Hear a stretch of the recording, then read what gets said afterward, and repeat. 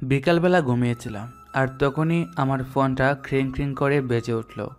তারপর আমি গুম গুম চোখে ফোনটা হাতে নিয়ে দেখি রাকিব কল দিয়েছে। আমি কলটা রিসিভ করলাম আর অফিস থেকে রাকিব বলল আড্ডায় যাওয়ার জন্য। তারপর আমি কল কেটে দিলাম আর কল কেটে দিয়ে ফ্রেশ হয়ে রেডি হয়ে নিলাম। আর রেডি হয়ে মাকে বিদায় দিয়ে যখন বের হতে যাব তখন মা বলতে লাগলো, সামনে তো পরীক্ষা চলে আসলো, এখন কি ঘোরাফেরা করাটাকে ঠিক?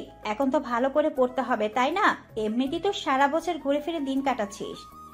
আরে মা তুমি যে কি বলো, ভালো ছেলেদের কখনো পড়তে হয় না, বুঝতে পারছো? ভালো ছেলেদের রেজাল্ট এমনিতেই হয়ে যায়। তুমি শুধু শুধু এতটা টেনশন করো না, এমনিতে তুমি অসুস্থ। তারপর আমি মায়ের সঙ্গে আরও কিছু কথা বলে চলে আসলাম আড্ডায়। আর আড্ডায় এসে দেখি রাকিব একাই বসে আছে। আর তখন আমি গিয়ে রাকিবের পাশে বসলাম আর তখন রাকিবের সঙ্গে কথা বলতে লাগলাম। রাকিবের সঙ্গে বেশ অনেক বিষয় নিয়ে কথা বলছি। আর তখন রাকিব বলল আমার ছোটবেলার কথা। রাকিব বলতে লাগলো, আরে ভাই, তুই কেন বুঝতে পারছিস না? ছোটবেলায় তোর সঙ্গে একটা মেয়ের বন্ধুত্ব ছিল, সেটা বড় হয়ে তার স্মৃতিটুকু রেখে কি লাভ? নতুন কাউকে খুঁজে নি, আর কত এভাবে বসে থাকবি? আরে ভাই, আমি তোকে বলে বোঝাতে পারবো না, আমি কোনোভাবেই যে তাকে বলতে পারছি না। সেই ছোটবেলার একসঙ্গে খেলাধুলা প্রতিটা রাতে মনে হয়। আমি কি করব। কিন্তু তুই নিজেও তো হারিয়ে গেছিস, তাহলে তুই এই ছোটবেলার তোর বন্ধুকে কি করে খুঁজবি? বল, সে কি এখনো তোর আছে? হয়তো সে বিয়ে করে সংসার করছে। আসলে দোস্ত, আমি এখনো বিশ্বাস করতে পারছি না যে আমি ওনাদের সন্তান নই। আমি ওনাদের পালিত সন্তান। আমি আজকে সেটা জানতে পেরে অনেক অবাক হয়ে গেছি। কি বলবো, কোনো ভাষা খুঁজে পাচ্ছিলাম না। তাই তোর কাছে চলে আসলাম। তুই তো সবই জানলি, এখন বল আমি কি করব। এখন আর কি করবি? তোর বাবা মা যেহেতু তোকে বলে দিয়েছে ওরা তোর আসল বাবা মা নয়, তাহলে ওদের কি বল খুঁজে দেওয়ার জন্য তোর আসল বাবা মাকে। সেটা তো আজকে গিয়েই বলবো এখান থেকে। আরেকটা কথা, ওরা যে আমাকে যেভাবে লালন পালন করেছে সেভাবে আসলে বোঝার কোনো ক্ষমতাই ছিল না যে ওরা আমার আসল বাবা মা নয়। ওরা আমাকে ঠিক ততটাই ভালোবেসেছিল যতটা ভালোবাসে তার নিজের সন্তানকে। হ্যাঁ, এটাও হতে পারে যে তোর প্রতি অনেক মায়া ছিল, তাই তোকে অনেক ভালোবেসে এই পর্যন্ত বড় করেছে। তবে একটা কথা সত্যি, যে ওরা না থাকলে হয়তো তুই কি করতি, কোথায় থাকতি সেটাও বলা যায় না। হ্যাঁ রে, এটা সত্যি। তবে মধ্যবিত্ত ফ্যামিলি হলেও আমার সকল আবদার পূরণ করার চেষ্টা করেছে সব সময়। আমি একটা জিনিস চেয়েছি, সেটা আমাকে দেয়নি, এমনটা হয়তো কোনো সময় হয়নি আমার সঙ্গে। দোস্ত তো তবুও কেউ আছে, কিন্তু আমার তো কেউই নেই এই পৃথিবীতে। বাবা ছিল, হার্ট অ্যাটাক করে মারা গেল কিছুদিন আগে। এখন এতিমের মতোই একা একা আছি। সত্যি, আমি কখনো ভাবিনি যে আমি এতিম হয়ে যাব।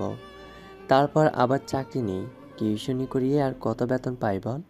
এগুলো দিয়ে কি দিন চলে? লেগে থাক, চাকরিটা হয়তো হয়ে যাবে। আল্লাহ তাআলা সবসময় বলেছে ধৈর্য রাখার জন্য, কখনো ধৈর্য হারাবি না। আচ্ছা যাই রে, এখন কোনো কিছু ভালো লাগছে না। তারপর আমি রাকিবের সঙ্গে আরও কিছু কথা বলে বাসায় চলে আসলাম। আর বাসায় এসে দেখি বাবা সোফায় বসে টিভি দেখছে আর মা রান্না করছে। আমি গিয়ে বাবার পাশে বসলাম আর তখন বাবা আমাকে দেখে বলতে লাগলো, কিরে শাহরিয়ার, তুই এমন করে বসে আছিস কেন? শোন, আসলে আমরা তোকে অনেক আগেই বলতে চেয়েছিলাম, কিন্তু বলার সাহস হয়ে ওঠেনি। আমি যদি তোমাদের সন্তান না হই তাহলে কে আমার আসল বাবা মা? আমাকে আমার আসল বাবা মায়ের কাছে নিয়ে চলো, আমি আসল বাবা মাকে দেখতে চাই। কেন? তুই কি আমাদেরকে ছেড়ে ওইখানে চলে যাবি? আর তোকে কি আমরা কম ভালোবেসেছি যার জন্য তুই আমাদেরকে ছেড়ে চলে যেতে যাচ্ছিস? তোমরা আমার জন্য যা করেছো কোনো ব্যক্তি সেটা করবে না, কিন্তু আমি আমার আসল বাবা মার খোঁজ জানতে চাই। কি হয়েছিল সেদিন, আমাকে কোথায় পেয়েছিলে প্লিজ বলো তোমরা। তখনই মা এসে আমার পাশে বসলো আর আমার মাথায় হাত রেখে বলতে লাগলো, শাহরিয়া, তুই তখন খুব ছোট, হয়তো তোর তখন 5 বছর কি 5.5 বছর হবে। তখন আমি তোর বাবা গ্রামে থেকে শহরে ফিরছিলাম। আর তখন আমাদের ফেরার পথে আমাদের গাড়িটা নষ্ট হয়ে যায়। নষ্ট হয়ে যায় বলতে স্টার্ট বন্ধ হয়ে গেছিল। তারপর ড্রাইভার বলল ঠিক করতে কিছুটা সময় লাগবে। তারপর আমরা নেমে আশেপাশে হাঁটাহাঁটি করতে লাগলাম। আর তখনই একটা ছোট্ট গাছের নিচে তোকে কান্না করতে দেখি। তুই তখন খুব সুন্দর ছিলি। তারপর আমি যাই, সবার আগে যাওয়ার পর তোকে অনেকবার জিজ্ঞেস করেছি তোমার বাড়ি কোথায়, তুমি কার সঙ্গে এসেছো, কিন্তু তুই কোনো কথা বলতে পারিসনি। এভাবে আমাদের 2 ঘন্টা পার হয়ে যায়।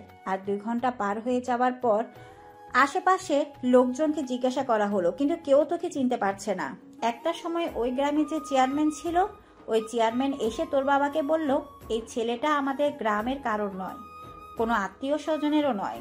তারপর আমি তোর বাবাকে বলেছিলাম তোকে আমি সঙ্গে করে নিয়ে চলে আসব।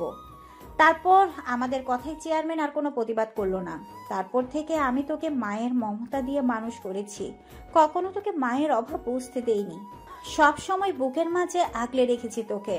এখন তুই যদি চলে যেতে চাস, আমি কোনো বাধা দেব না, কিন্তু তোর আসল বাবা মায়ের খবর আমি এখনো জানি না। তবে তো ছোটবেলায় ওই শার্ট আমার কাছে আছে, তুই যখন চাইবি আমি সেই শার্টটা তোকে দিয়ে দিব। আমি মাকে কি বলবো কোনো কিছু বুঝতে পারছিলাম না। তারপর আমি কোনো কিছু না বলে রুমে চলে আসলাম। রুমে এসে আমি চুপচাপ শুয়ে পড়লাম। আর শুয়ে শুয়ে ভাবতে লাগলাম আমি আমার বাবা মাকে কি করে খুঁজে পাবো। কোনো কিছুই তো মাথায় আসছে না। আমার সঙ্গে একটা মেয়ে ছোটোবেলায় খেলাধুলা করতো, ওই মেয়েটার মুখ আমার স্পষ্ট মনে আছে, কিন্তু বাবা মার মুখটা কেন আমার যে মনে পড়ছে না, কোনো কিছুই বুঝতে পারছি না। আমার কেন মনে পড়ছে না? মেয়েটা তো আমার সঙ্গে বেশি দিন খেলা করেনি, মাত্র 1 মাসের মতো খেলা করছিল। আমরা অনেক ভালো বন্ধু ছিলাম। আমার তার চেহারা যদি মনে থাকে, তাহলে বাবা মায়ের চেহারা কেন আমি এখন মনে করতে পারি না? যদি চেহারাটা মনে করতে পারতাম তাহলে স্কেচ বানিয়ে খুঁজতে পারতাম। কী যে করবো কোনো কিছুই মাথায় আসছে না। তারপরে এসব ভাবতে ভাবতে সময়টা পার হয়ে গেল। একটা সময় আমি আমার আলমারি খুলে ওই শার্ট আর শার্টের পাশে একটা আংটি দেখলাম। আংটিটা কিভাবে পেলাম কোনো কিছু বুঝতে পারছি না। তারপর আংটিটা হাতে নিয়ে মায়ের কাছে গেলাম। আর তখন মা আমার হাতে আংটিটা দেখে বলতে লাগলো, এই আংটিটা আমি সেদিন তোকে হাতে পরতে দেখেছিলাম। এই আংটিটা আসলে মেয়েদের জিনিস, তোর হাতে পরা ছিল, তারপর আমি খুলে ফেলেছিলাম, আর খুলে ফেলে তোর শার্টের কাছে রেখে দিয়েছি। মা, আমার এটা মনে আছে যে আমি এই আংটিটা একটা মেয়ের কাছ থেকে পেয়েছিলাম। মেয়েটা আমার সঙ্গে খেলাধুলা করত। আর আমার এটা মনে আছে আমার মায়ের হাতের মধ্যে একটা দাগ ছিল আর আমার বাবার গোঁফ ছিল। এইসব বলে কি আর এখন হবে বল? তুই তো ভালো করে মনে করতে পারিস না, তাই কোনো কিছু করার নেই। তুই এখন ভালো করে মনোযোগ দিয়ে পড়াশোনা কর। তারপর আমি আর কোনো কিছু না বলে সে আংটিটা নিয়ে চলে আসলাম। এখন আমার নিজের উপরে রাগ হচ্ছে। একটা মেয়ের সঙ্গে যদি আমার 1 মাসের পরিচয় থেকে, তখন আমি এত ছোট ছিলাম যে একটা মেয়ের চেহারাটা আবছা মনে আছে, কিন্তু বাবা মায়ের চেহারাটা আমার একদমই মনে নেই। এটা কোনো কথা হলো? যদি মনে করতে যাই, মা কিছু একটা বলে কাজ দেখিয়ে শুধু কাটিয়ে দেয়। কই আমার সঙ্গে একটু হেল্প করবে তা না। তারপর এসব ভাবতে ভাবতেই আমি পড়তে বসলাম। যদিও পড়া মাথায় আসছে না। আগে তো অনেক ভালো ছিলাম, দিন রাত 24 ঘন্টা হাসি ঠাট্টা কলেজ এসব নিয়েছিলাম, কিন্তু এখন নতুন করে যে মাথায় মধ্যে কি ঢুকেছে আমার কিছুই বুঝতে পারছি না। কোনো কিছু এখন করতে ভালো লাগে না। তারপর কিছুটা পরে রাতে খাবার খেয়ে ঘুমাতে গেলাম। আর এসব কথা ভাবতে ভাবতে কখন যে ঘুমিয়ে গেলাম মনে নেই। পরদিন সকালবেলা ঘুম ভাঙলো মায়ের ডাকে। মা আমাকে ঘুম থেকে তুলে বলতে লাগলো, শাহরিয়া, তোকে তো আমি বলেছিলাম যে আমাদের গ্রামে একটু ঝামেলা চলছে, তাই সেখানে যেতে হবে। আমি আর বাবা ওখানে যাচ্ছি, তুই যদি সাথে যেতে চাস তাহলে যেতে পারিস। সে কবে গিয়েছিলি বাড়ি? মা, আমি তো এখন যেতে পারবো না, কারণ আমার সামনে পরীক্ষা আর কলেজ আছে। তোমরা গিয়ে ঘুরে এসো, ভালো লাগবে। আর কখন কি হয় সেটা আমাকে জানাবে, বুঝতে পারছো? ঠিক আছে, তাহলে আমি সবকিছু ব্যবস্থা করে দিয়ে যাচ্ছি, তোর কোনো টেনশন করতে হবে না। তোর খাওয়ার দরকার হলে তুই ফ্রিজ থেকে নামিয়ে একটু গরম করে খেয়ে নিস। তারপর মা আরও কিছু কথা বলে চলে গেল। আর আমিও ফ্রেশ হয়ে রেডি হয়ে গেলাম কলেজে যাবার জন্য। তারপর খাবার টেবিলে চলে আসলাম। আর খাবার টেবিলে এসে দেখি বাবা বসে বসে নাস্তা করছে। বাবা আমাকে দেখে বলতে লাগলো, কারোর সঙ্গে কোনো ঝামেলা করিস না। এই 2 দিন বাসায় একা থাকতে হবে, তাই তোর জন্য আমার টেনশন হচ্ছে। তুই যদি আমার সাথে চলে যেতি তাহলে আর কোনো টেনশন থাকতো না। বাবা, আমি কি এখনো বেঁচে আছি? হ্যাঁ, তুমি আমাকে নিয়ে শুধু শুধু টেনশন করছো। তোমরা গিয়ে ঘুরে এসো, ভালো লাগবে। আর আমার তো কলেজ আছে, কেন বুঝতে পারছো না? কলেজ যদি না থাকতো তাহলে তো আমি ঠিকই যেতাম তোমাদের সঙ্গে। আমি অন্য সময় যাব না, হ্যাঁ। তারপর মা আমাদেরকে খাবার দিল, আর খাবার খাওয়া শেষ করে মায়ের কাছ থেকে টাকা নিয়ে সবাইকে বিদায় দিয়ে আমি চলে আসলাম কলেজে। কলেজে এসে যথারীতি বন্ধুদের সঙ্গে আড্ডা দিতে দিতে ক্লাস করতে লাগলাম। ক্লাসে বসে স্যারের লেকচার শুনছিলাম, আর তখনই রাকিব আমার পাশ থেকে বলতে লাগলো, দোস্ত, মেয়েটা কিন্তু অনেক সুন্দর। দেখ মেয়েটা কেমন করে আমাদের দিকে তাকিয়ে আছে, মনে হয় আমাদেরকে অনেক আগে থেকেই চেনে। মেয়েটাকে কিন্তু আমার অনেক পছন্দ হয়েছে, একটু রিলেশনটা করিয়ে দে না। আরে ফকিন্নি, মেয়েটা কিন্তু আমাদের দিকে তাকিয়ে আছে। দেখ মেয়েটা কোনোভাবেই যেন চোখের পলক ফেলছে না। আমার কেন যেন মনে হচ্ছে মেয়েটা আমাকে কোনো কিছু বলতে চাচ্ছে। এই প্রথম একটা মেয়ে আমার পছন্দ হলো, আর সেটাও তুই রিলেশন করতে দিলি না, তুই তোর জন্য নিয়ে নিলি। তোর তো ওই ছোটোবেলা বন্ধুটা আছে, তুই ওকে নিয়ে থাক, তুই নতুন কাউকে ভালোবাসতে আসবি না।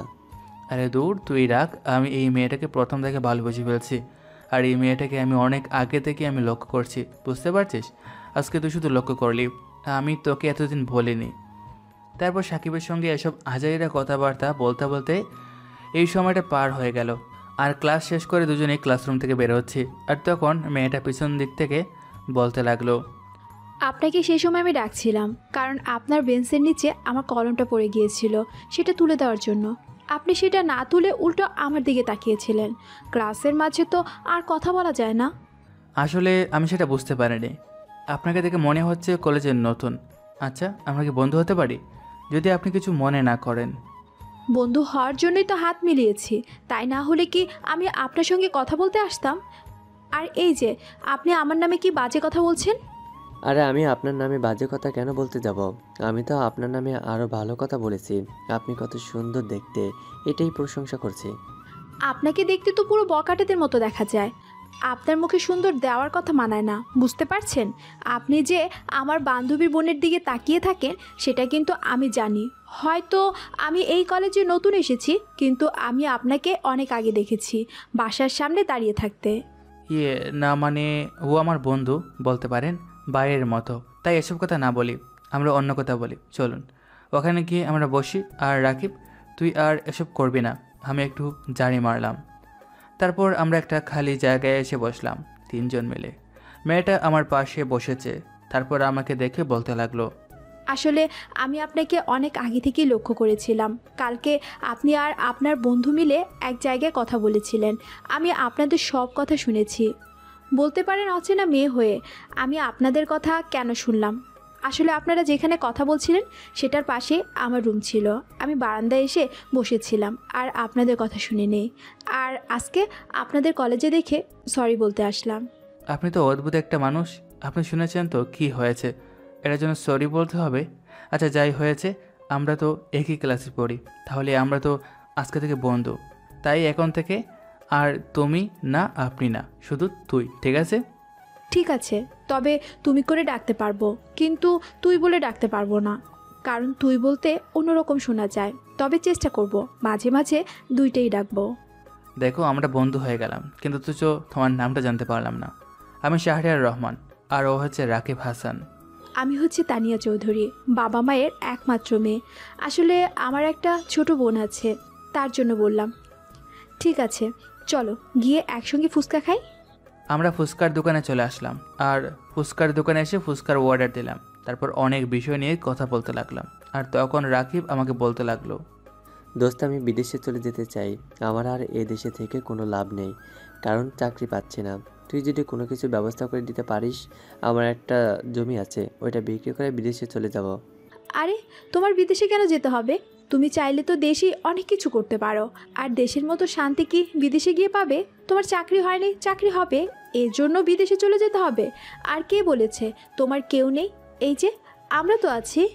দোস্ত, তুই কেন বিদেশে যাবি? তুই যদি বিদেশে চলে যাস তাহলে আমি তো একা হয়ে যাব। তুই তো সব কিছুই জানিস, তাহলে যেন কেন এমনটা করছিস? হ্যাঁ, এটা ঠিক যে বিদেশে তুই নিজেকে অনেকটা উন্নতি করতে পারবি। এখানে থাকলে হয়তো আমি অন্য কিছু করে ফেলতে পারবো। ডিপ্রেশনে থাকতে আর ভালো লাগছে না, তাই বিদেশে চলে যাব।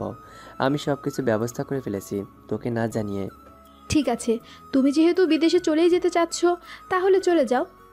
কারণ দেশে থেকে তো তুমি কোনো কিছু করতে পারবে না, আর তোমাকে বুঝিও লাভ হবে না আমার। দোস্ত, তুই বিদেশে যাবি না, তুই আবার ভেবে দেখ। হ্যাঁ, এটা ঠিক যে তোর দুনিয়াতে কেউ নেই, তাই বলে তুই বিদেশে চলে যাবি? আমরা তো আছি নাকি? একটার পর এভাবেই ফুচকা খাওয়া শেষ করে আমরা হাঁটতেছি আর তখন রাকিব তার রাস্তায় চলে গেল। আমি রাকিবকে বললাম বিকেলবেলা দুজনে মিলে দেখা করব। তারপর আমিও তানিয়ার সঙ্গে হেঁটে হেঁটে যাচ্ছি, আর তখন তানিয়া আমাকে বলতে লাগলো, আচ্ছা, তুমি কালকে যে কথা বললে সেগুলো কি আদৌ সত্যি? পরে কি জানতে পেরেছিলেন যে তোমার আসল বাবা মাকে? তারপর আমি তানিয়াকে সব কিছু বললাম। সব কিছু শুনে তানিয়া আমাকে বলতে লাগলো, তোমাকে আমি একটা বুদ্ধি দিতে পারি। তুমি মন থেকে তোমার বাবা মাকে খুঁজে বের করো আর মনে করার চেষ্টা করো তোমার বাবা মায়ের চেহারাটা, তাহলে হয়তো তোমার বাবা মাকে পেয়ে যাবে। একটা সত্যি কথা বলি, তোমার মতো মেয়ে আসলে আমি কখনোই দেখিনি, কারণ তুমি অল্প সময়ের মধ্যে সবার সঙ্গে মিশে যেতে পারো। এটা তোমার একটা ভালো গুণ। আর কিছু জানি আর না জানি তোমারই ভালো গুণ আছে। তারপর আমি তানিয়ার সঙ্গে আর কিছু কথা বলে আমিও বাসায় চলে আসলাম। বাসায় এসে ফ্রেশ হয়ে খাবার খেয়ে ঘুমিয়ে গেলাম। ফোনের শব্দে আমার ঘুমটা ভেঙে গেল। আমি ফোনটা হাতে নিয়ে দেখি অজানা নাম্বার থেকে একটা কল আসছে। আমি কলটা রিসিভ করে সালাম দিলাম, আর আমাকে অবাস থেকে বলতে লাগলো, আসসালামু আলাইকুম, আপনি কি শাহরিয়ার রহমান বলছেন? আপনি তাড়াতাড়ি করে এই হাসপাতালে চলে আসুন। আপনার বাবা মা রোড অ্যাক্সিডেন্ট করে মারা গিয়েছেন। ডায়াল করে আপনার নাম্বারটা পেয়েছি, তাই কল দিলাম। আমি লোকটার মুখে এসব কথা শুনে কেন যেন নিজের কানকেও বিশ্বাস করতে পারছি না। মনে হচ্ছে সব কিছু উলট পালট হয়ে গেছে। তারপর আমি তাড়াতাড়ি করে উঠে রেডি হয়ে সেখানে যেতে লাগলাম। আমি হাসপাতালে এসে দেখি দুইটা মরদেহ রক্তে ভেজা। আমি কেন যেন কান্না করতে পারছি না, কেন যেন পাথর হয়ে গেছি। আমার জীবনে এমন একটা দুর্যোগ নেমে আসবে সেটা কখনো আমি কল্পনা করিনি। এটা তো না হলেও পারতো। তারপর আমি একটা সময় নিজেকে কন্ট্রোল করতে না পেরে মাকে জড়িয়ে ধরে কান্না করতে লাগলাম। কেন আমাকে ছেড়ে চলে গেলে? আমার তো কোনো অন্যায় ছিল না। আল্লাহ তাআলা কেন তোমাদেরকে আমার কাছ থেকে কেড়ে নিল? তোমরা ছাড়া তো আমার আর কেউ রইল না। আমি এতিম হয়ে গেলাম। তোমাদের মতো করে আমাকে আর কেউ ভালোবাসবে না। কেউ বলবে না শাহরিয়ার খাবারগুলো খেয়ে নে। কেউ আর কলেজে যাওয়ার জন্য বকা দিবে না। মা, ফিরে এসো। তারপর আমি জড়িয়ে ধরে কান্না করতে লাগলাম, আর এভাবেই বেশ অনেকটা সময় পার হতে লাগলো। একটা সময় ডাক্তার সাহেব আমাকে এসে সান্ত্বনা দিতে লাগলো। তারপরে এসব করতে করতে কখন যে সময়টা পার হয়ে গেল বুঝতেই পারলাম না। আর এভাবে পার হয়ে গেল 2টা দিন। এই 2টা দিন আমি কিভাবে কাটিয়েছি নিজেও জানি না। আমি রুমে বসে বসে কান্না করছিলাম, আর তখনই রাকিব আমার কাছে এসে বলতে লাগলো, দোস্ত, তোর জীবনে এত কিছু ঘটে গেছে আসলে, যেটার জন্য আমরা কোনোভাবেই প্রস্তুত নিতে পারি না। যা হয়েছে সেটা স্বাভাবিকভাবে মেনে নেই। হয়তো আল্লাহ তাআলা ওনাদের এইভাবেই মৃত্যু রেখেছিল। দোস্ত, বাবা মা ছাড়া দুনিয়াতে তো আমার কেউ নেই, সেটা তো তুই ভালো করেই জানিস। এখন আমি কি করে চলবো বল? আমার তো এখন কোনো কিছুই মাথায় আসছে না। আমার জীবনের লক্ষ্যটা হারিয়ে গেছে রে। তানিয়া সেই কখন থেকে তোর সঙ্গে কথা বলার জন্য এসে দাঁড়িয়ে আছে। যা, গিয়ে কথা বল, হয়তো তোর মনটা ভালো হয়ে যাবে। আর এভাবে ঘরে বসে থাকলে তুই আরও শেষ হয়ে যাবি। তুই এখন থেকে আমার সাথে থাকবি। হ্যাঁ রাকিব, তুমি শাহরিয়াকে তোমার সাথে নিয়ে রাখো। এভাবে একা শাহরিয়া যদি থাকে তাহলে শাহরিয়া ধ্বংস হয়ে যাবে। আমার চোখের সামনে শাহরিয়া এভাবে ধ্বংস হয়ে যাবে, সেটা আমি মোটেও সহ্য করতে পারবো না। আমার যদি কোনো কিছু করার থাকতো তাহলে আমি তোমাকে বলতাম না। আমি জানি তুমি অনেক ভালো একটা মেয়ে, আর অনেক ভালো বলেই তুমি এই কথাগুলো আমাদেরকে বলো। শুধুমাত্র আমরা যেন ভালো হয়ে চলি, এটাই তো। তোমার মতো বন্ধু পেয়ে আসলে আমি ভাগ্যবান। আচ্ছা, আমাকে এখন যেতে হবে, আমার একটা টিউশনি আছে, টিউশনিটা শেষ করে আসি। তারপর রাকিব আমাকে বিদায় দিয়ে চলে গেল, আর আমি শাহরিয়ার দিকে তাকিয়ে আছি। শাহরিয়া সোফায় হেলান দিয়ে বসে আছে, আর চোখ দিয়ে টপ টপ করে পানি ঝরছে। একটা ছেলে এইভাবে কান্না করতে পারে, এটা আসলে শাহরিয়াকে না দেখলে বুঝতেই পারতাম না। তখন শাহরিয়া বলতে লাগলো, যেখানে আমি তাদের সন্তান ছিলাম না, সেখানে আমাকে কত আদর যত্ন দিয়ে তারা মানুষ করেছে। তুমি সেটা বিশ্বাস করতে পারবে না। আমি যখন যা চেয়েছি তখন আমাকে তাই দিয়েছে। ওরা একটা বারও আমাকে চোখ তুলে কথা বলেনি। আরে মানুষ তো আর চিরদিন বেঁচে থাকে না, তাই না? আল্লাহ তাআলা মৃত্যু এইভাবেই হয়তো রেখেছিল, তার জন্য এইভাবে মৃত্যু হয়েছে, যেন ওরা জান্নাত লাভ করতে পারে। তারপর আমি এইভাবে শাহরিয়ার সঙ্গে অনেকক্ষণ কথা বলতে লাগলাম। শাহরিয়ার সঙ্গে কথা বলে শাহরিয়া অনেকটা স্বাভাবিক হয়ে গেল। তারপর এভাবে সময়টা পার হলো। কিছুক্ষণ পরে আবার রাকিব চলে আসলো, আর রাকিব এসে জোর করে তার সঙ্গে নিয়ে গেল। আর আমিও বিদায় দিয়ে বাসায় চলে আসলাম। আর বাসায় এসে ফ্রেশ হয়ে নিলাম। ফ্রেশ হয়ে খাবার খেয়ে আমি শাহরিয়ার নাম্বারে কল দিলাম, কিন্তু শাহরিয়ার ফোনটা রিসিভ করলো না। তারপর আমি আবারও কল দিলাম, তারপর কলটা রিসিভ করলো আর আমাকে বলতে লাগলো, কী ব্যাপার, অনেক রাত তো হয়ে গেছে, তুমি এখনো ঘুমাওনি? ঘুমিয়ে পড়ো, কালকে সকালে হয়তো তোমার কলেজ আছে, আমার জন্য হয়তো তুমি ঠিকমতো কলেজেও যেতে পারছো না। এটা কি বললে? তোমার জন্য আমি কলেজে যেতে পারবো না কেন? আর আমি যদি তোমার পাশে না থাকতাম তাহলে তোমার এই অবস্থা হতো, সেটা তুমি এভাবে ভেবে দেখছো? তুমি এখন পর্যন্ত কোথায় থাকতে? কিন্তু তুমি আমার জন্য নিজেকে কেন কষ্ট দেবে? হয়তো তুমি কলেজে যাচ্ছ না, তোমার বাবা মা তোমাকে অনেক কথাই বলতে পারে, আর তুমি শুধুমাত্র আমার জন্য কথাগুলো শুনবে? এটা কি আমার সহ্য হবে বলো? তোমার জন্য যদি আমি এইটুকু করতে না পারি তাহলে আমি তোমার কেমন বন্ধু হলাম বলো তো? আচ্ছা ঠিক আছে, অনেক রাত হয়েছে, এবার ঘুমিয়ে পড়ো। এমনিতেই তোমার শরীর বেশি একটা ভালো নেই। তারপর আমি তানিয়াকে বিদায় দিয়ে ঘুমিয়ে গেলাম। আর পরদিন সকালবেলা ঘুম থেকে উঠে ফ্রেশ হয়ে নিলাম। তারপর আমি আর রাকিব মিলে দুজনে নাস্তা করে এলাম, আর নাস্তা করে রাকিবকে আমি জোর করে কলেজে পাঠিয়ে দিলাম। আর তখনই তানিয়া আমাকে ফোন করলো। তানিয়া আমাকে ফোন করে বলতে লাগলো, কী ব্যাপার, তুমি নাকি রাকিবকে একাই কলেজে পাঠিয়ে দিয়েছো? তুমি কেন কলেজে যাবে না? যদি তুমি কলেজে যাও তাহলে তোমার মনটা অনেক হালকা হয়ে যাবে, তুমি অনেকটা স্বাভাবিক হতে পারবে। তুমি কেন বুঝতে পারছো না? আমি কালকে থেকে না হয় কলেজে যাব, এখন আমার কলেজ যেতে ভালো লাগছে না, আর আমি একটু একা থাকতে চাই। আর একটু পরে বাইরে বের হয়ে মাথা ব্যথা ট্যাবলেট কিনতে যাব। তুমি তো আজকে গেলে না, তাই ঘুমিয়ে পড়ো। একটু আগে আমি ঘুম থেকে উঠলাম আর তুমি আমাকে এক্ষুনি আবার ঘুমাতে বলছো? এখন আমি তোমার সঙ্গে কথা বলবো, কারণ এটা ছাড়া তো আমার কোনো কাজ নেই। আর একটা কথা বলতে হবে। আর শোনো, আমাকে মনে হয় আপুরা এখানে রাখবে না, বাবা মায়ের কাছে পাঠিয়ে দিবে। আমার বাবা মায়ের কাছে থাকতে একটু ভালো লাগে না, কারণ এখানে বন্ধ জীবন, আমার কাছে পুরোই বোরিং লাগে।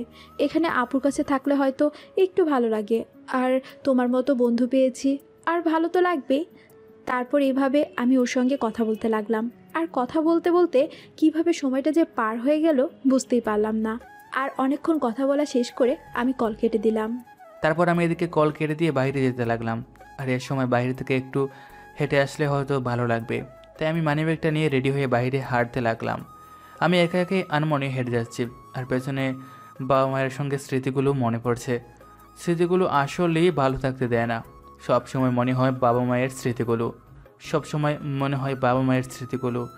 আনমনে হেঁটে যাওয়ার ফলে হঠাৎ করে কোথাও থেকে একটা গাড়ি এসে আমাকে মেরে দিল। আমার আর কিছু মনে নেই। যখন আমি চোখ খুললাম তখন দেখলাম আমি হাসপাতালে বেডে শুয়ে আছি, আর পাশে একটা মধ্যবয়স্ক লোক দাঁড়ানো আছে। আমাকে দেখে বলতে লাগলো, আরে বাবা, তোমার এখন কেমন লাগছে? আসলে ওই সময় আমার ড্রাইভার তোমাকে না দেখেই লাগিয়ে দিয়েছিল। আল্লাহর অশেষ কৃপায় তোমার চোখ খুলেছে। আসলে আমারই বলছিল যে আমি আনমনে হেঁটে যাচ্ছিলাম, আমার জন্য আপনাদের এত ঝামেলা পোহাতে হলো, সরি। আসলে দোষটা আমারই ছিল। তা তোমার পরিবারের মধ্যে কে কে আছে? তোমার পরিবারের কারো নাম্বার দাও, আমি ওনাদের ফোন করে আসতে বলি। আমাকে আবার আজকেই খুলনায় ফিরতে হবে, আমি এখানে অফিসের কাজে এসেছিলাম। দুনিয়াতে আমার তেমন কেউ নেই।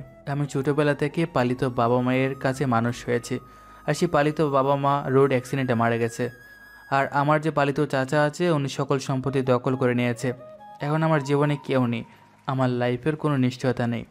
তোমার যেহেতু জীবনে কেউ নেই, তাহলে তুমি আমার সাথে চলো। যেহেতু তোমার সঙ্গে আমার একটা পরিচয় হয়ে গেছে, আর তোমার এভাবে রেখে আমিও যেতে পারবো না, কারণ আমার ড্রাইভারই তো কাজটা করেছে।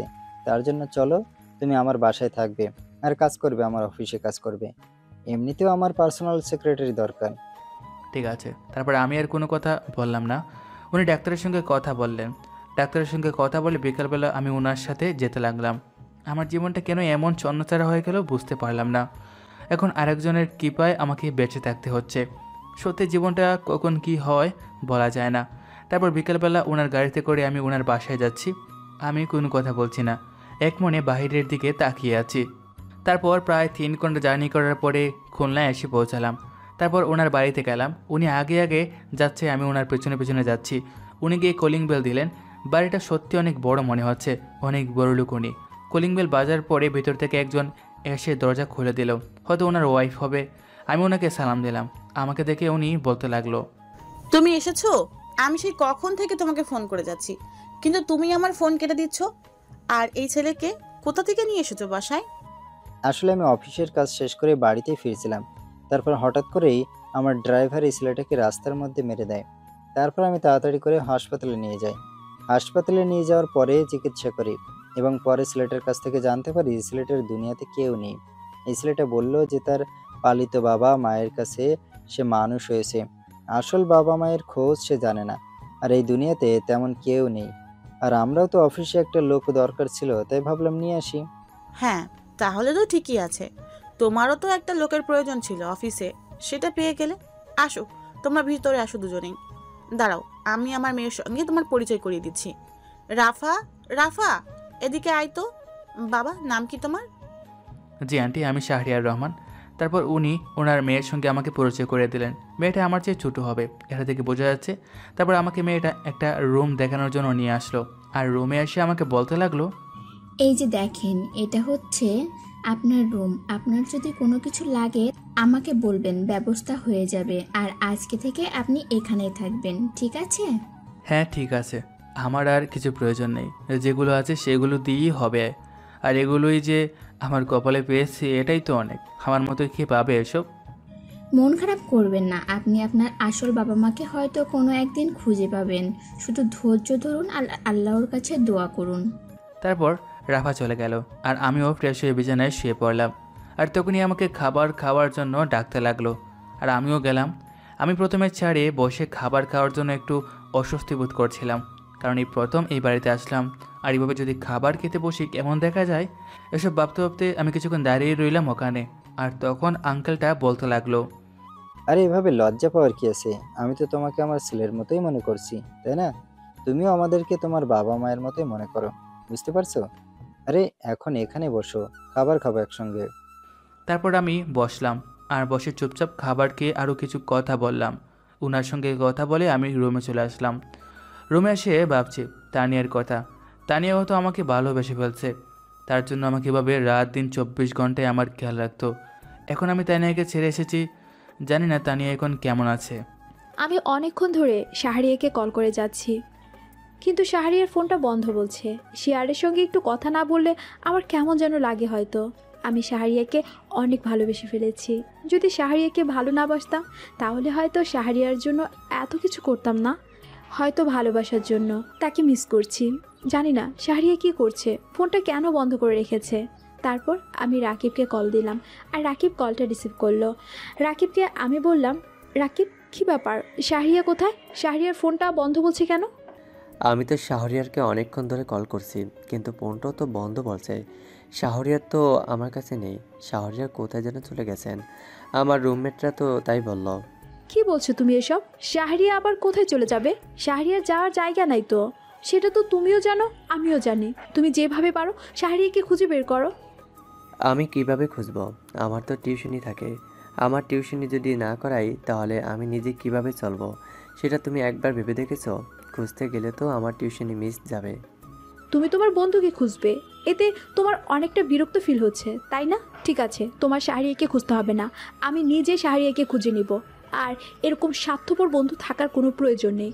আমি তোমাকে জাস্ট ঘৃণা করি। তুমি আর কোনো দিন আমার সঙ্গে যোগাযোগ করার চেষ্টাও করবে না, যদি তোমার লজ্জা শরম থেকে থাকে। আরে তুমি কেন বুঝতে পারছো না? আমি তো আমার টিউশনি রেখে কোথাও যেতে পারবো না, তাই না? তুমি আমাকে এভাবে ইনসাল্ট করছো কেন? আমি শাহরিয়ারকে এর জন্য অনেক কিছুই করেছি।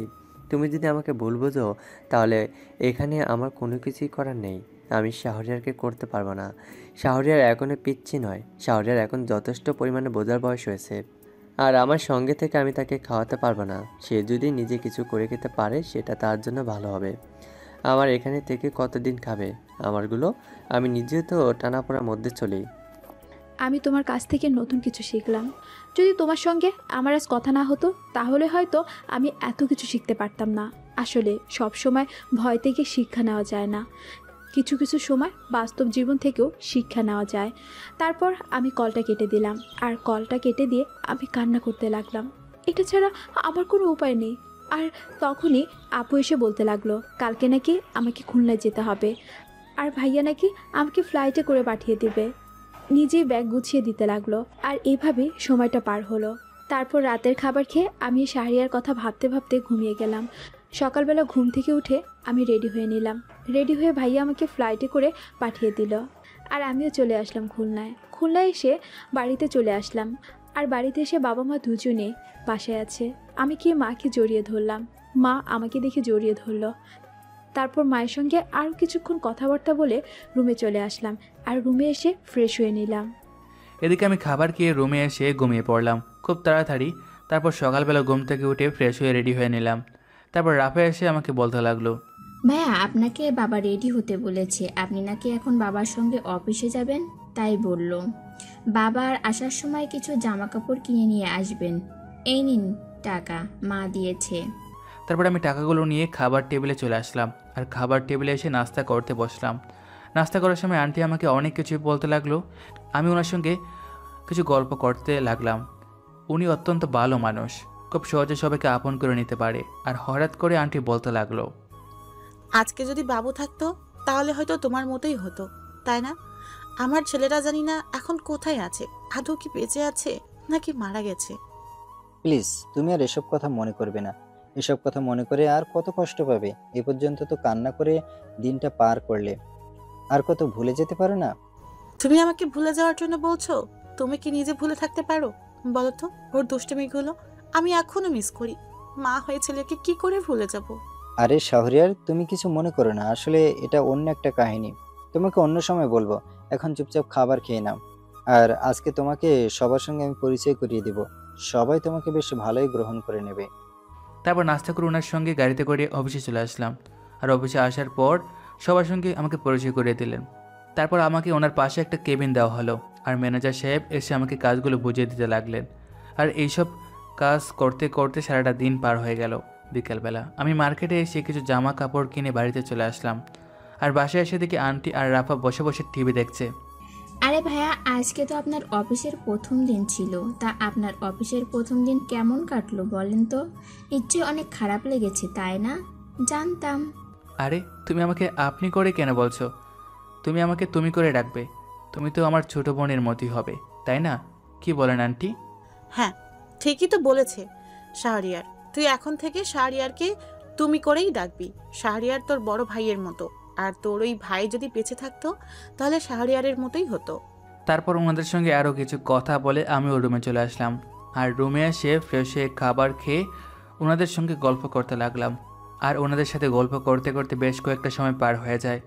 ওনাদের সঙ্গে গল্প করতে আমার অনেক ভালো লাগে। তারপর সন্ধ্যাবেলায় আমি বসে বসে টিভি দেখছিলাম। আর এভাবে সময়টা পার হচ্ছিল। এত সহজে ওরা আমাকে আপন করে নিবে এটা আসলে আমি ভাবতেও পারিনি। আর যখন আন্টি এসে আমাকে বলতে লাগলো, শাহরিয়ার, এত তারিখ রাফার জন্মদিন। আমি চাই রাফার জন্মদিনের সকল দায়িত্ব তুমি নেবে। আর এটা রাফা জানতে পারলে রাফা অনেক খুশি হবে। ও তার মানে আন্টি আর মাত্র 2 দিন সময় আছে? এই 2 দিনের মধ্যে সকল কাজ সম্পন্ন করতে হবে, তাই তো? ঠিক আছে আন্টি, সমস্যা নেই। আমি আমার সাধ্যমতো চেষ্টা করব আয়োজন করার। আমি রুমে চলে আসলাম। রুমে এসে আমি চুপচাপ শুয়ে আছি। এটা ছাড়া আর কিছু করার নেই আমার। যে ফোনটা ছিল সেই ফোনটা হারিয়ে গেছে। আর তখনই রাফা আমার রুমে চলে আসলো। আর রুমে এসে আমার হাতে একটা নতুন মোবাইল দিয়ে বলতে লাগলো, বাবা তোমাকে এটা কিনে দিয়েছে, নাও, তুমি এখন থেকে এটা ইউজ করবে। আর তোমার যে সিম কার্ডটা ছিল ওই সিম কার্ডটাই লাগিয়ে দিয়েছে। আসলে আজকালকার দিনে ফোন ছাড়া চলা অসম্ভব। তুমি এখন চুপচাপ সে নতুন ফোন টিপতে থাকো, আমি এদিকে আমার পড়া কমপ্লিট করে আসি। নতুন ভার্সিটিতে ভর্তি হবে না, বাবাকে আমাকে বলেছিল। এখন তো অফিস করছি, পাশাপাশি ভর্তি হবই। কিছুদিন যাক, তারপরে ভর্তি হব। তারপর রাফা আরও কিছু কথা বলে সেখান থেকে চলে গেল। আর আমিও নতুন ফোনটার মধ্যে সিমটা লাগিয়ে ফোন টিপতে লাগলাম। আর কিছুক্ষণের মধ্যে একটা কল আসলো। আর কলটা খুব চেনা নাম্বার থেকে। তানিয়া কল দিয়েছে। তানিয়া কল দিয়ে আমাকে বলতে লাগলো, কি ব্যাপার, কোথায় তুমি? আমি তোমাকে সেই কতদিন ধরে ফোন করার জন্য ট্রাই করছি, কিন্তু তোমার ফোনটা বারবার বন্ধই বলছে। আমি তোমাকে কত জায়গায় খুঁজেছি, তুমি কি সেটা জানো? তুমি কোথায় ছিলে? প্লিজ বলো, আমি তোমাকে সেখানে নিতে আসছি, তুমি প্লিজ বলো। আরে তুমি শান্ত হও, আমি তোমাকে সব কিছু করে বলছি। আচ্ছা তুমি আমাকে একটা কথা বলো তো, আমি তো তোমার শুধুমাত্র বন্ধু, তাহলে বন্ধুর জন্য এভাবে পাগল হয়ে গেছো কেন? বন্ধুত্ব হাজারটাও থাকতে পারে, তাই না? আমি কেন তোমার সঙ্গে এমন করেছি সেটা হয়তো তুমি ভালো করে বুঝতে পারছো, তবুও কেন আমার সঙ্গে এমনটা করছো? আমি তোমাকে সত্যি অনেক ভালোবেসে ফেলেছি। কিন্তু এটা কোনোভাবেই সম্ভব না। আমি তোমাকে কখনো ভালোবাসতে পারবো না। তুমি হচ্ছে বাবা মায়ের খুব আদরের সন্তান। আমার তো পৃথিবীতে কেউ নেই। আমার সঙ্গে তুমি থেকে সারাটা জীবন কেন কষ্ট করবে বলো? তোমার জীবনটা অনেক সুন্দর, আমার জীবনের কোনো মূল্য নেই। কে বলেছে তোমার জীবনে কোনো মূল্য নেই? মানুষের জীবন সব থেকে মূল্যবান। আর আমি তোমাকে ভালোবাসি। তোমার কি আছে আর না আছে সেটুকু দেখার আমার কোনো দরকার নেই। আমি তোমাকে সত্যি অনেক ভালোবাসি। তুমি আমাকে মন থেকে মেনে নিলেও এই সমাজ তোমাকে ভালো থাকতে দিবে না। কিছুদিন পর হয়তো তোমার ভালোবাসাটা উড়ে যাবে। আর এখন এটা ভালোবাসা নয়, এটা শুধু ভালো লাগা। ভালো লাগার পরে জাস্ট একটা মুহূর্ত। এই মুহূর্তটা যখন কেটে যাবে তখন ভালোবাসা জানালা দিয়ে পালাবে। তখন আমাকে একা থাকতে হবে। তার চেয়ে ভালো আমি এখন একা আছি, অনেক ভালো আছি। তুমি আমার থেকে অনেক ভালো একটা ছেলে পাবে। তুমি কেন বুঝতে পারছো না? আমি তোমাকে আর কতভাবে বোঝাবো যে তুমি আমার জীবনের সব কিছু। আমি তোমাকে ছাড়া কাউকে চাই না। তোমার বিপরীতে আমি কাউকে চাই না। আমি তোমাকে নিয়ে থাকতে চাই। তুমি প্লিজ বলো তুমি কোথায় আছো? আমি তোমার সঙ্গে দেখা করতে চাই। অনেক দিন তোমাকে দেখি না। দেখা করার তো কোনো প্রয়োজন নেই। তুমি যেভাবে আছো তুমি সেভাবেই থাকো। তোমার সঙ্গে দেখা করার কোনো ইচ্ছা নেই আমার। দেখা হলে আমার উপর মায়াটা বেড়ে যাবে তোমার। তাই দূরে থাকো। আর তোমার লাইফ থেকে চলে আসাটা বেশ ভালোই হয়েছে। তার মানে তুমি কি ইচ্ছে করে আমার থেকে পালিয়ে বাঁচার জন্য এভাবে চলে এসেছিলে, তাই না? একটাবার আমাকে বলতে পারতে আমি তোমাকে কত জায়গায় খুঁজেছি। তুমি সেটা জানো? বলো তোমার কি হয়েছিল সেই দিন প্লিজ। তারপর আমি তানিয়াকে সব কিছু খুলে বললাম। আর সব কিছু শোনার পর তানিয়া আবার আমাকে রাগে কথা বলতে লাগলো। সব কিছুই বুঝতে পারলাম, কিন্তু তুমি এখন কোন জায়গায় আছো সেটা বলো। আমি তোমার সঙ্গে এক্ষুনি দেখা করতে চাই। আমি যেভাবে পারি তোমার সঙ্গে দেখা করব। প্লিজ বলো তুমি কোন জায়গায় আছো। কিন্তু আমি তোমার সঙ্গে মোটেও দেখা করতে চাই না। তুমি তোমার মতো থাকো, আমি আমার মতো থাকি। তোমার সঙ্গে পরিচয় হওয়া হয়তো আমার ভুল হয়েছে। আমি খুব ভালো করে জানি যে তোমার এগুলো মনের কথা নয়। তোমার মনের কথাগুলো এমন হতে পারে না। আমি এটা কখনোই বিশ্বাস করছি না। তুমি আমাকে কেন বুঝতে পারছো না? সারা জীবন না হয় আমরা বন্ধু হয়ে থাকবো, কখনো ভালোবাসা দিতে পারবো না তোমাকে। কারণ ভালোবাসার মুহূর্তগুলো সত্যি আমার ভাগ্যেস হয় না। এই বলে আমি কল কেটে দিয়ে ফোনটা বন্ধ করে ফেললাম। জানি এখন তানিয়া একটু কান্না করবে, কিন্তু এটা ছাড়া তো আমার কোনো কিছুই করার নেই। কারণ তানিয়া হচ্ছে বড়লোক বাবার মেয়ে। আর আমার জীবনের তো কোনো কিছুই নেই। না আছে জীবনের লক্ষ্য, না আছে সব কিছু। তারপর এসব ভাবতে ভাবতে কখন যে ঘুমিয়ে গেলাম কিছু মনে নেই। সকালবেলা বেশ দেরি করে ঘুম থেকে উঠলাম। তারপর ঘুম থেকে উঠে ফ্রেশ হয়ে নাস্তা করতে আসলাম। নাস্তা করতে আসার দিকে আঙ্কেল নাকি চলে গিয়েছে। তারপর আমি তাড়াতাড়ি করে অফিসে চলে আসলাম। আর অফিসে এসে আমি আঙ্কেলের কেবিনে চলে গেলাম। আর তখন আঙ্কেল আমাকে দেখে বলতে লাগলো, আজকে তোমার অফিস করার কোনো প্রয়োজন নেই। তুমি বাসায় চলে যাও। বাসায় গিয়ে সব কিছু সাজানোর ব্যবস্থা করো, কারণ আজকে মেহমান আসা শুরু করে দিবে। বুঝতে পারছো? আর কোনো অসুবিধা যেন না হয়। আর যখন যা প্রয়োজন হবে তখন আমাকে বলবে, আমি সব কিছু ব্যবস্থা করে দেব। অলরেডি ব্যবস্থা করা আছে। আর এই নাও টাকা। ঠিক আছে আঙ্কেল, আপনি কোনো চিন্তা করবেন না। আমি আমার সাধ্যমতো চেষ্টা করছি সব কিছু সাজানোর। তারপর আমি বিদায় দিয়ে টাকাটা নিয়ে চলে আসলাম মার্কেটে। আর মার্কেটে এসে প্রয়োজনীয় জিনিসগুলো কিনতে লাগলাম। তারপর ডেকোরেশনকে বললাম বাড়িতে আসার জন্য। আর ডেকোরেশনে এসে বাড়ি সাজাতে লাগলো। আসলে বড়লোকদের কত রকম ইচ্ছে থাকতে পারে। তারপর বাড়িতে গিয়ে কাজ করতে লাগলাম। আর কাজ করতে করতে সময়টা পার হয়ে গেল। বিকালের দিকে মেহমান আসা শুরু করলো। তারপর আমি ওনাদের সঙ্গে ভালো করে কথা বলতে লাগলাম। রাফা অনেকজনের সাথে হেসে হেসে কথা বলছে। আর একজন আমার কথা জিজ্ঞেস করলো। তারপর রাফা উত্তর দিল, আরে ফুপু, তুমি কি সব বলছো? ও তো আমাদের বাসার মোটামুটি কাজের লোক পাওয়া যায়। বাবার অফিসে চাকরি করে, তাই বাবা এখানে থাকতে দিয়েছে। এই তো আর কি। আর এমন একটা লোক তো আমাদের প্রয়োজন, তাই না? আমি রাফার মুখ থেকে এমন কথা শুনতে পেয়ে সত্যি চোখ দিয়ে জল বেরিয়ে আসলো। কারণ এটাই যে বাস্তবতা। তারপর আমিও কোনো কিছু না ভেবে কাজ করতে লাগলাম। আর এটা ছাড়া কোনো উপায় নেই। তারপর কাজ করতে করতে সন্ধ্যা হয়ে গেল। আর সন্ধ্যাবেলায় আমি ক্লান্ত শরীর নিয়ে বিছানায় শুয়ে পড়লাম। আর তখনই রাফা আমার জন্য খাবার নিয়ে আসলো। আর খাবার নিয়ে এসে বলতে লাগলো, আপনি এত সুন্দর করে সাজাবেন সেটা আমি আসলেই ভাবতে পারিনি। সারাদিন অনেক কাজ করেছেন তো, তাই এই নিন খাবারটা খেয়ে নিন। আসলে মা আপনার খোঁজ নিতে পারছে না, কারণ বুঝতেই তো পারছেন মেহমানদের খোঁজ নিতে হচ্ছে। তারপর আমি কোনো কিছু বললাম না। তারপর খাবারটা রেখে চলে গেল। আর আমারও অনেক খিদে পেয়েছিল, তাই আমিও খাবারটা খেয়ে নিলাম। আর খাবার খেয়ে আমি রুমে শুয়ে শুয়ে ফোন টিপছিলাম। আর তখনই আবারই তানিয়ার কল আসলো। আমি কলটা রিসিভ করলাম আর অপাস থেকে তানিয়া বলতে লাগলো, তুমি আর কখনো রাকিবের সঙ্গে কথা বলবে না। রাকিব তার নিজের স্বার্থটা বুঝতে পারে। আমি রাকিবের সঙ্গে কথা না বলে বুঝতেই পারতাম না তোমার কখনো বন্ধুর কোনো প্রয়োজন নেই। আমি তোমার সব সময় পাশে আছি, থাকবো ইনশাল্লাহ। যেভাবে চাও সেভাবে চলতে দেখো, কাউকে না করবো না। আমি আর রাকিব আমার আগে বন্ধু ছিল, এখনও বন্ধুই আছে, তবে হয়তো রাকিবের সঙ্গে আর কখনো কথা হবে না, এটা ঠিক। আর তুমি আমাকে আর কল দিবে না। আমি তোমাকে না করেছি? কেন? আমি তো তোমার না, কেন শুনবো? আমার যা ইচ্ছা আমি তাই করব। আমি এখন তোমার সঙ্গে কথা বলবো। তুমি যদি আমার সঙ্গে কথা না বলো তাহলে আমি সত্যি সত্যি পাগলামি করব। আমি নিজের হাত কেটে ফেলবো। তারপর আমি তানিয়ার সঙ্গে কথা বলতে লাগলাম। সত্যি মেয়েটার মধ্যে আলাদা একটা মায়া কাজ করে। মেয়েটার সঙ্গে কথা বলে আমার মনটা এমনিতে ভালো হয়ে যায়। হয়তো প্রিয় মানুষের সঙ্গে কথা বলাটাই অনেক ভালো লাগে। তারপর কথা বলতে বলতে এই সময়টা পার হয়ে গেল।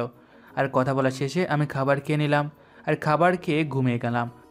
পরদিন সকালবেলা খুব তাড়াতাড়ি ঘুম থেকে উঠলাম, তারা আছে, সন্ধ্যাবেলা অনুষ্ঠান শুরু হবে। তারপর আমি উঠে ফ্রেশ হয়ে কাজ করতে লাগলাম।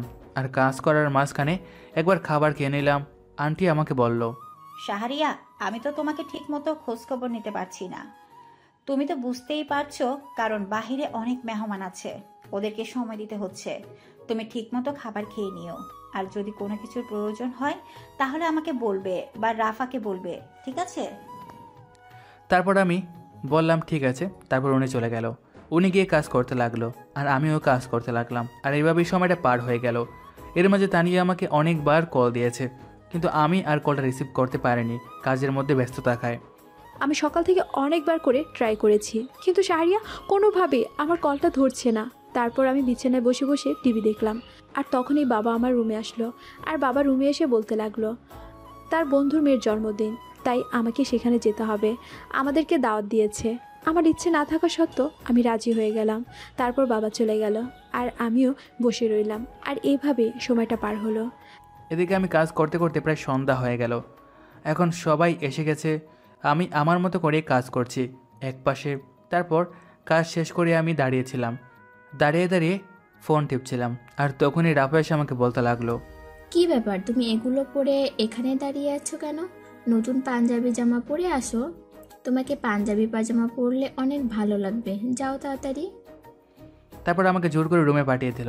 আর রুমে এসে আমি পাঞ্জাবি পাজামা পরে নিচে নামলাম। সবাই মোটামুটি আমার দিকে তাকিয়ে আছে। আমি একপাশে এসে বসে বসে ফোন টিপছি।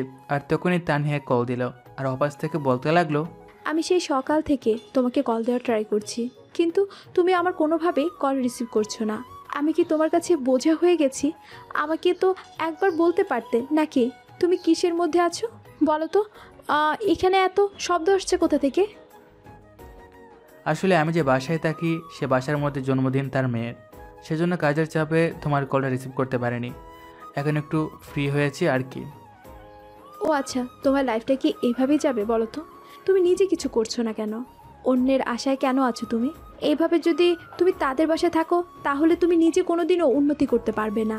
আর পড়াশোনাটা কেন স্টার্ট করছো না? আরে আস্তে আস্তে সব কিছু হবে। আর আমি কিছুদিন পরে আবার এখানে ভর্তি হব, তুমি কোনো চিন্তা করো না। আর তোমার কি মনে হচ্ছে না যে তুমি আমাকে ভালোবাসতে বাধ্য করছো? তোমার জীবনে আর কেউ থাকুক না থাকুক, আমি তোমার জীবনে এসেছি, সারা জীবনের জন্য থাকবো। শুধু তোমাকে এই পারে নয়, পরকালও তোমাকে চাই।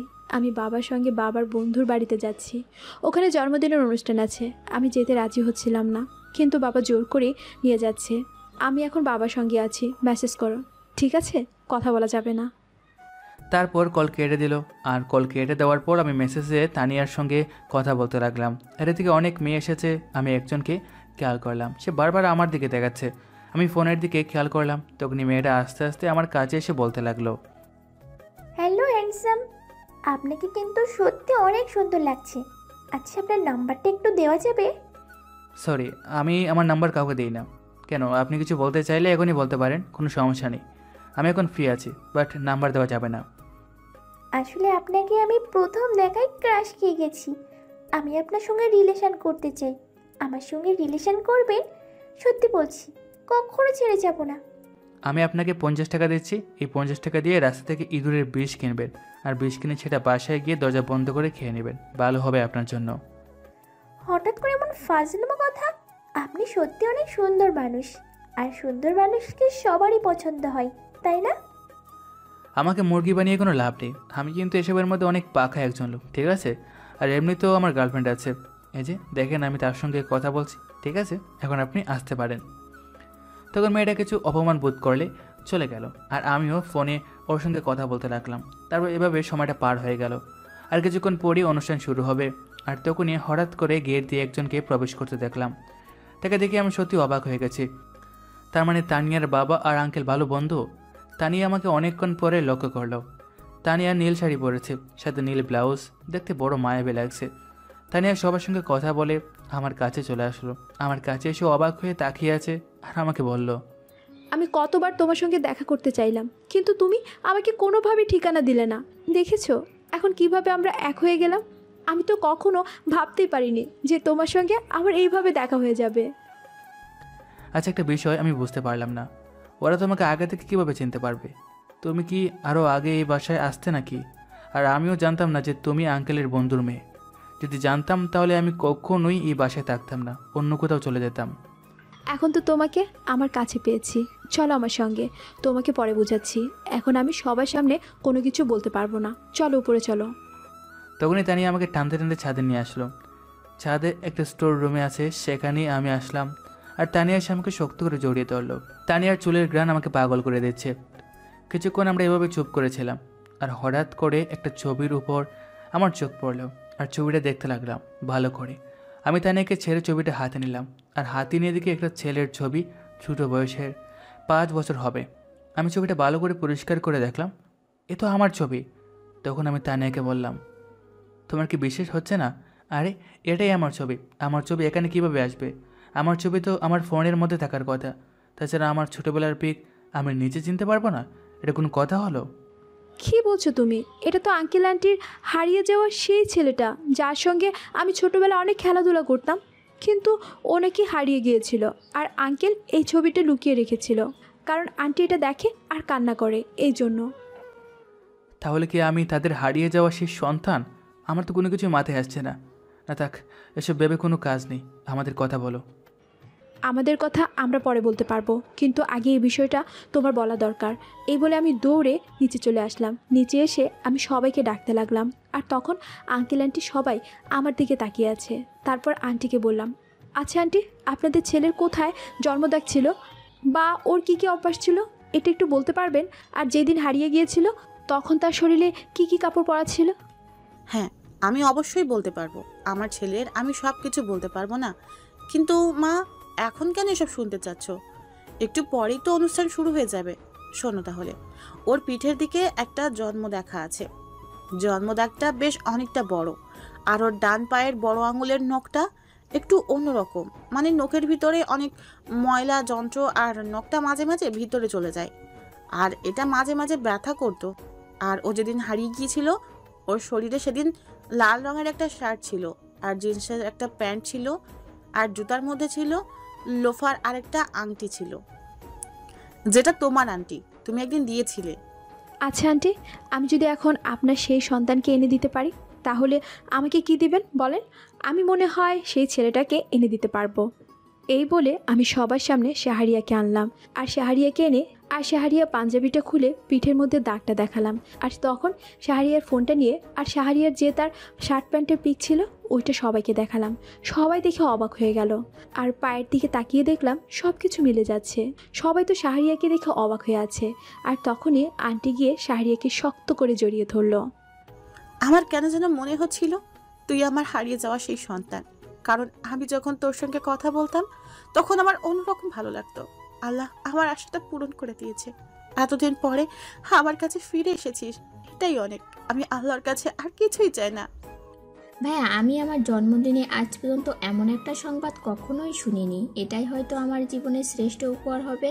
তুমি আমাদের কাছে ফিরে এসেছো, এটাই অনেক। সব সময় তোমার কথা শুনতাম আর তোমার ছোটবেলার পিক দেখতাম। এমন একটা রাত ছিল না যে মা কান্না করেনি। মা এখনো কান্না করে। আল্লাহ যা করে ভালোর জন্য করে। মা, আমি এখনো বিশ্বাস করতে পারছি না যে আমি আমার নিজের বাবা মাকে খুঁজে পেয়েছি। তোমাদের খোঁজার জন্য আমি কত চেষ্টা করেছি, তোমাদের চেহারা মনে ছিল না। আমি অনেক কষ্ট করেছি। আমি অনেকবার ডাক্তারের কাছেও গিয়েছি। ডাক্তার আমাকে না করে দিয়েছিল যে আপনি যদি নিজে থেকে মনে না করতে পারেন তাহলে কোনোভাবেই চেহারা মনে করা সম্ভব না। আমি সত্যি অসহায় হয়ে গিয়েছিলাম। আমি সব সময় তোর মাকে শাসন করতাম যে তুমি কেন কান্না করো, কিন্তু তোমাকে আমি কখনো বুঝতে দিতাম না যে আমারও খারাপ লাগে। আমি যখন বাসায় ফিরতাম তখন তুই আমাকে শক্ত করে জড়িয়ে ধরে বলতি, বাবা আমার জন্য কি নিয়ে এসেছো? কিন্তু তখন যখন বাসায় আসতাম তখন তো আমাকে কেউ জড়িয়ে ধরে বলতো না যে বাবা আমার জন্য কি নিয়ে এসেছো। রাফা যদি আমাদের মাঝে না থাকতো তাহলে হয়তো আমরা দম বন্ধ করেই মারা যেতাম।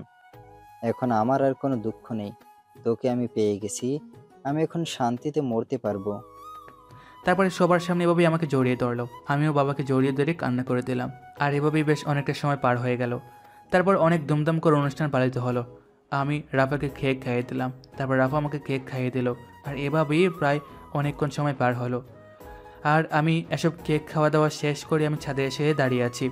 আর কিছুক্ষণ পরই আমার মানুষটা এসে বলতে লাগলো, কি ব্যাপার, তুমি এখানে দাঁড়িয়ে আছো যে? আমি যে তোমাকে কতক্ষণ ধরে মেসেজ করছি যে কোথায় তুমি কোথায় তুমি, কিন্তু তুমি কোনো মেসেজের কোনো উত্তরই দিচ্ছ না। আমাকে আর কত অবহেলা করবে, নাকি এখনও কি আরও অবহেলা করা বাকি আছে?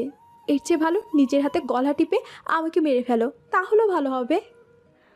আমি পিছন থেকে ফিরি তানিয়াকে শক্ত করে জড়িয়ে ধরলাম। আর তানিয়াকে জড়িয়ে ধরে আমি কপালের মধ্যে একটা আলতো করে চুমু দিলাম। তারপর কোমর জড়িয়ে তানিয়াকে কানে কানে বলতে লাগলাম, তোমাকে মেরে ফেললে আমি বাবা ডাক শুনবো কী করে বলো? চলো আজকে তোমাকে মা ডাক শোনার ব্যবস্থা করছি। অনেক তো কষ্ট দিয়েছি, এবার না হয় সুখ দিব। তারপর আমি তানিয়ার গলায় চুমু দিতে লাগলাম। আর তানিয়াও আমাকে রেসপন্স দিতে লাগলো। তানিয়া চোখ বন্ধ করে আছে। আমি তানিয়ার চোখে মুখে সব জায়গায় চুমু দিতে লাগলাম। আর তখনই ভাবলাম কেউ হয়তো আসছে। তারপর তাড়াতাড়ি করে ছেড়ে দিলাম। আর তখন রাফা এসে বলতে লাগলো, তোরা যে দুজনকে আগে থেকে ভালোবাসিস সেটা তো আমি জানি, আর এটা আমাকে বলে দিয়েছে যে মা যেহেতু তানিয়া আপু শাহরিয়ার ভাইয়ারকে খুঁজে বের করে এনেছে, তার মানে শাহরিয়ার ভাইয়ের সঙ্গে তানিয়ার কোনো না কোনো সম্পর্ক আছে। আর এটা তো বাবা মা নিজের চোখেই একটু আগে দেখে গেছে। তোমরা যেভাবে যেসব করছিলে বাবা মা নিজেই লজ্জা পেয়ে গেল, তারপর আমাকে পাঠালো ডেকে আনার জন্য। তারপর রাফা চলে গেল। আর আমি তানিয়ার দিকে তাকিয়ে আছি। এখন আমার ভীষণ রাগ হচ্ছে। তার মানে একটু আগে বাবা মা আমাদেরকে দেখে গেছে, আমরা এই অবস্থায় ছিলাম। হাইটে মান সম্মান আমার একটু রইল না।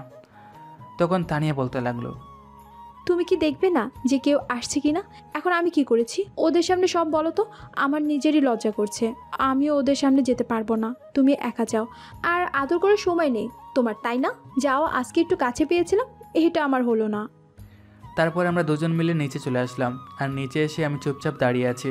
আর তখনই বাবা সবার সামনে বলতে লাগলো, আজকে আমার মেয়ের জন্মদিন, এই খুশিতে আরেকটা খুশির সংবাদ আপনাদেরকে দিতে চাই। আমার বন্ধু রফিক তার ছোট মেয়ে তানিয়ার সঙ্গে আমার ছেলে শাহরিয়ার রহমানের বিয়ের দিন ঘোষণা করছে। আজকে তাদেরকে বিয়ে পড়ানো হবে। তানিয়া বিয়ের কথা শুনে দৌড়ে রুমে চলে গেল। আর আমিও এক পাশে চলে আসলাম। এখন আমার নিজেরই এখন লজ্জা করছে। একসাথে এত কিছু হয়ে যাবে এটা আসলে কখনো ভাবিনি আমি। একটু পর কাজী সাহেব চলে আসলো।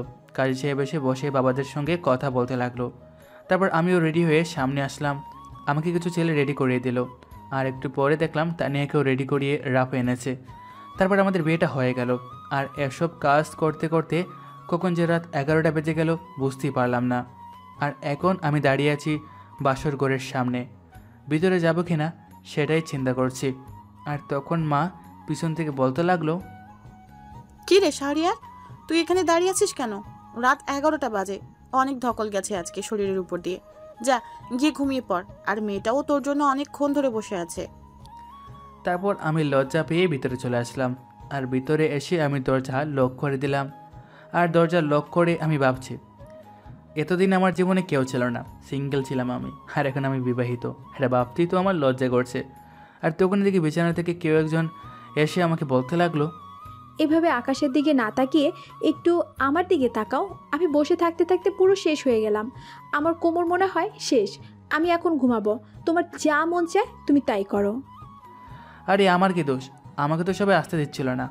আর মা আমাকে এতদিন পর পেয়েছে তাই একটু গল্প করলো। এসেছিলে জন্মদিনের কেক খাওয়ার জন্য, আর হয়ে গেলে এই বাড়ির বউ। সত্যি যেটুকু হয়েছে সেটুকু আমার স্বপ্নের মতো লাগছে। আমি আল্লাহর কাছে আর কিছুই চাই না, শুধু তোমার সঙ্গে সারাটা জীবন থাকতে পারলেই হলো। তোমার বুকে শেষ নিঃশ্বাস পর্যন্ত থাকতে চাই। আর সবশেষে বড় কথা হচ্ছে, তুমি আসার পর সবাই যেন প্রাণ ফিরে পেয়েছে। আমিও মাঝে মাঝে দেখতাম যে আন্টি তোমার ছবিটাকে নিয়ে অনেক কান্না করতো। আন্টি আজকে মনে হয় পৃথিবীর শ্রেষ্ঠ সুখ পেয়েছে। ও, এখন তো আর আন্টি বলা যাবে না, এখন তো মা বলে ডাকতে হবে। কিন্তু এতদিনের অভ্যাস কি করে পরিবর্তন করব? আমি পাঞ্জাবিটা খুলে টি শার্টটা পরে শুয়ে পড়লাম, আর তখনই তানিয়া আমার বুকে শুয়ে পড়লো। তানিয়া আমার বুকে শুয়ে দুষ্টুমি করতে লাগলো। আমি তানিয়ার মাথায় হালকা করে একটা ধাক্কা দিলাম, আর তখন তানিয়া বলতে লাগলো, তুমি আমাকে মারছো কেন? মারার দরকার তো তোমাকে। তুমি আমাকে এতদিন যা কষ্ট দিয়েছো সেগুলো আজকে আমি সুদে আসলে শোধ নিব। তাই নাকি? তাহলে তো এখনই কাজটা শুরু করে দিতে হয়। আপনার মনে হয় মা ডাক শুনতে বড্ড ইচ্ছা করছে, তাই না? ঠিক আছে, আপনার ইচ্ছাটা আমি পূরণ করবই আজকে। আপনি শুধু আমাকে রেসপন্স দিবেন, আর বাকিটা আমার উপর ছেড়ে দিবেন। তখনই তানিয়া আমার বুকের উপর উঠে বসলো, আর আমার দিকে তাকিয়ে বলতে লাগলো, এখন থেকে কথা দিতে হবে, আমাকে আর কোনো দিন কষ্ট দিবে না। আমার থেকে ভালোবাসাটা আর কোনো দিন কেড়ে নেবে না। আমি যদি কোনো ভুল করে থাকি তাহলে আমাকে শাসন করবে, বুঝতে পারছো? আর আমিও তো চাই যে আমার একটা পুতুল হবে, সেই পুতুলটা আমার সঙ্গে দুষ্টামি করবে, খেলা করবে। আমার ইচ্ছাটা পূরণ করবে না তুমি? না, পূরণ করবো না তো। ওই যে একটা মেয়ে আমার দিকে তাকিয়েছিল না, ওই সময় আসলে ওই মেয়েটা আমাকে তুমি আসার আগেও আমার সঙ্গে রিলেশন করতে চেয়েছিল। আমি না বলে দিয়েছিলাম, কিন্তু এখন মনে হচ্ছে যে মেয়েটাকে না বলে ভুল করেছি, হ্যাঁ বলার দরকার ছিল। কারণ মেয়েটা কি সুন্দর, আর কি সুন্দর ফিগার। লুচ্চা জামাই, আমি না তোকে একেবারে মেরে ফেলবো। তুই অন্য মেয়েদের দিকে কোনো দিন তাকাতে পারবি না। আর আজকে থেকে যেন কোনো মেয়ের দিকে না তাকাস। যদি তাকাস না তাহলে তোর চোখ আমি তুলে ফেলবো, বলে দিলাম। কেন, আমারটা কি সুন্দর নয়? আমারটার চেয়ে কি বেশি সুন্দর? যদি মেয়েদের দিকে তাকাস তাহলে আমি নিজেকে শেষ করে দিব। আরে আমার পাগলি বউ, তুমি কেন এমন করছো? আমি তো শুধুমাত্র তোমার সঙ্গে ফাজলামি করছি। আচ্ছা, আর কখনো কোনো মেয়ের দিকে তাকাবো না, ঠিক আছে? আর আমি ওই মেয়ের কোনো কিছুই দেখিনি, জাস্ট মজা করার জন্য আমি এটা বলেছি। এখন নিজের বউকে একটু আদর করি। তারপর আমি তানিয়াকে নিয়ে হারিয়ে গেলাম এক অজানা রাজ্যে। আর এভাবেই না হয় চলতে থাকুক আমাদের দুষ্টু মিষ্টি ভালোবাসার গল্পটা। নতুন নতুন ভালোবাসার গল্প পেতে আমাদের চ্যানেলটি এখনই সাবস্ক্রাইব করে পাশে থাকুন। ধন্যবাদ সবাইকে।